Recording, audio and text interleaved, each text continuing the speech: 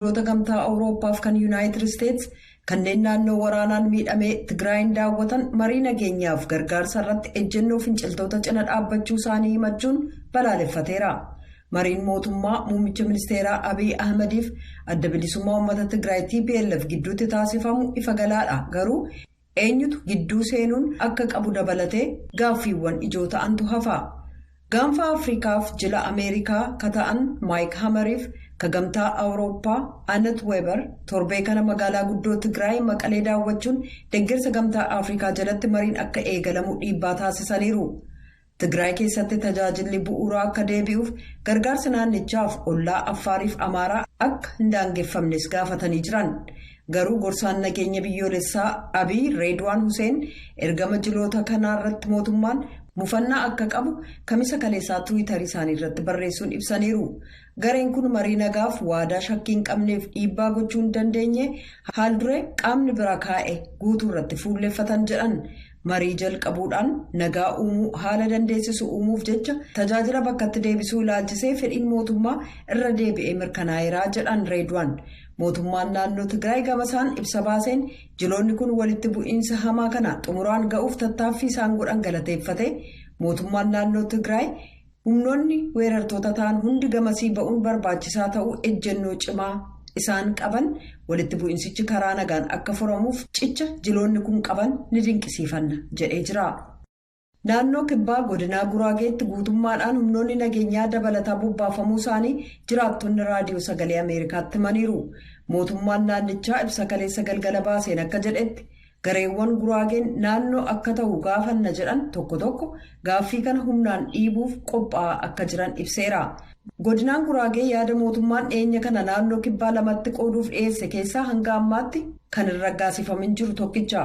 Mormitoonni yaada mootummaa kanaa tarkaanfiin kun heera mootummaa kafaallessu ta'uu ibsuudhaan naannoo mataa isaanii hundeeffachuuf gaafatan. Xiinxaltoonni garuu yoo godinaan hundi naannoo mataa isaanii argatan bulchuun rakkisaa ta'a jedhanii amanuu jechuudhaan Yoonaatan Zabdiyoos gabaaseera. Finfinnee keessaa balaan lolaa bishaanii hamaa mudateen lubbuun namootaa lakkoofsi isaanii hin mirkanoofne darbuu jiraattonni mirkaneessaniiru. Jalqaba torban darbeerraa eegalee rooba yandoo roobeen manneen naannoo magaalattii tokko tokko keessa jiran bishaanichaan liqimfamaniiru. Kennedy Abaata naannoo balaa lolaan miidhame keessaa tokko daawwachuudhaan namoota firoottan isaanii dhaban haasofsiiseera. Poolisiif aangawoota magaalichaa dubbisuuf illee yaalii gochaa jiraachuusaa ibsee jira. Ministeera dhimma alaa Yuunaayitid Isteetsitti ittaantuun ministeeraa akka biiroo uummataa baqattootaaf godaantotaa Elizaabeet Kaambal torban kana keessa baqattoota daawwachuuf muuxannoo baqattoota biyyattii irratti hubannoo gaffagoo argachuuf Itoophiyaa daawwataniiru. Innaa daawwannaa isaanii kanatti Kaambal ittaanaa pirezidaantii naannoo Gaambeelaa Taankweey Joog garee tajaajila baqattootaaf baqaa deebii kan UNHCR waliin hagayya 1 hanga hagayya 2tti mooraa baqataa Niweenyi jiru daawwatanii jiru. Ittaantuu ergama Embassii Yuunaayitid Isteets kan Finfinnee jiru Tiyoon Aayivans waliin hagayya 3 bara 2022 naannoo Affaar Samaraatti daawwannaa taasisaniiru. Turtii isaanii Itoophiyaa keessatti iddoowwan garaagaraa Finfinnee keessa jiran daawwachuun xumuraniiru. Kan hordofaa jirtan sagalee Ameerikaa sagantaa afaan Oromooti. Tokkummaa mootummootaatti ambaasaaddara Ameerikaa akka ta'an Liindaa Toomaas Giriinfiild rakkoo wabii nyaataa addunyaa mudateen Ugaandaa keessatti gargaarsa misoomaaf kan oolu Yuunaayitid Isteets $20 miliyoona gumaachuusee ibsa gaazexeessotaaf kennaniin beeksisaniiru. Giriinfiild akka jedhanitti waggoota muraasa darban keessatti sababaa weerara COVID-19 jijjiirama qilleensaa dhiyeessiin hanqachuu wal dhibdee naannoof waraana Puutiin Yuukireen irratti labsaniin nyaata argachuun daran qormaata ta'eera. Gatiin nyaataa xaa'oof boba'aa akkaan ol ka'e beelliif hanqinni nyaataa bal'inaan mul'atus dabalaa dhufeera. Kanaafis Ameerikaan Ugaandaan investimentii xaa'oo midhaan biroo irratti gootu akka babal'atu gargaaruuf $20 miliyoona dabalataa kennuu ishee gammachuudhaan beeksisa jedhan.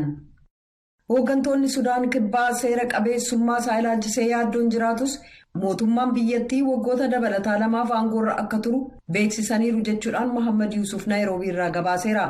Hooggantoonni Sudaan kibbaa kamisa kaleessaa akka jedhanitti jijjiirama siyaasaa nageenyiif filannoo biyyattii tarkaanfachiisuuf barbaachisu xumuruuf hooggansi ce'umsa biyyattii ji'oota 24 dabalataaf aangoorra turuuf jira jedhan. Ministeerri dhimmootii kaabinee Maartiin Eliyaa Lamuuroo Murtoon aangoo dheeressuu kun qormaata waliigaltee nageenyaa bara 2018 waraana biyya keessaa Sudaan kibbaa xumure hojiirra akka hin oolle rakkoo gufachiisee furmaata kennuuf gargaaraa jedhan. Waraansi biyyattii waggaa 4 walakkaaf geggeeffame kun namoota 400,000tti tilmaamamu galaafate. Tarkaanfiin kamisa darbee kun hawaasa addunyaa kan hooggansi kun yeroo cehumsaa fulbaana bara 2020 eegalee xumuruu dadhabuu isaatti hin gammanne muufachiisuun oolu.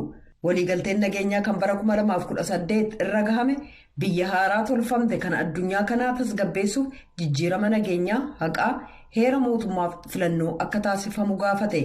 Ogeeyyiin akka jedhanitti hooggansi kun haaromsa yaadame guutummaatti hojiirra oolchuuf suuta jedheera. Baatii adoolessaa keessa Yuunaayitid Isteets adeemsa nagaa biyyattii keessaa ba'uudhaan gareen martinuu rakkoo siyaasaaf nageenya ilaalchisee jiru dhaabsisuuf haaromsa barbaachisu gochuu hin dandeenye jettee jirti. Chaayinaan jimaata har'aa ganama xiyyaarota waraanaaf dooniiwwan hedduu sarara giddugaleessa qarqara galaanaa Taayiwaanitti erguu ishee aangawoonni ittisaa Taayiwaan beeksisaniiru. Beejing daawwannaa afyaa'ii mana maree Yuunaayitid Isteets Naansii Peloosii Taayiwaanitti geggeessaniif deebii kennuudhaan shaakala waraanaa guyyoota hedduudhaaf taasiftu itti fufteetti. Waraanni Taayiwaan ibsa baaseen akka jedhetti xiyyaaronni sakatta'iinsaaf dooniiwwan humna galaanaa ishee sochii Chaayinaa hordofaa akka jiran ibseera. Kunis tuttuqqaa guddaadhaa jedhee jira. Xiyyaaronni dooniiwwan Chaayinaa sarara giddugaleessaa daangaa galaanaa qaxxaamuruu isaanii guyyaa lammaffaaf walitti aansuudhaan ta'uu ibsameera. Chaayinaan naannolee Taayiwaaniin marsanii jiran 6 keessatti shaakala waraanaa guyyoota 4f labsiteetti. Shaakalli kun sodaa tilmaama dogoggoraa uumaa jira haa ta'u malee hanga ammaatti aangawoonni Taayiwaanii fi Yuunaayitid Isteets haala kana hammeessuuf fedhii akka hin qabaanne dubbataniiru. Kamisa darbe Chaayinaan yoo xiqqaate misaa'ila 11 naannoo qarqara galaanaa Taayiwaan jirutti dhukaaftee jirti. Misaa'ilota sana keessaa yoo xiqqaate 4 Taayiwaan irra balali'aniiru jedhu aangawoonni ittisaa Jaappaan. Xiinxaltoonni ittisaa hedduun dubbii tuqachuu kana dura argame hin beekne jechuun ibsaniiru. Chaayinaan daawwannaa Peloosiin odola Dimookiraatawaa gara uummata miliyoona 24 qabdu Taayiwaan waliin tumsa qabaachuu ishee ibsuuf yaadamee geggeessame irratti aartee jirti. Taayiwaaniin gonkumaa to'achuu baattus paartiin kooministii Chaayinaa odola kana bulchiinsa Chaayinaa ta'uu cimsee dubbateera. Yoo barbaachisaa ta'es humnaan akka to'atullee dhaadateera. Oduun galgala kanaaf qabnu kanuma.